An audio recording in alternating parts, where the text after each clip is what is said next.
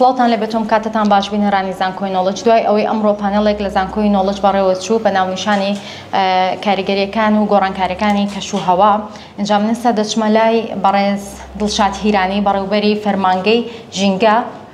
کاک دڵشاد سڵاوت لێ بێتۆم کاتت باش. کاک دڵشاد ئێوە چیەکەن بۆ پاراستنی ژینگە؟ شوێکی گشتی پلان و پرۆژەی ئێوە چییە؟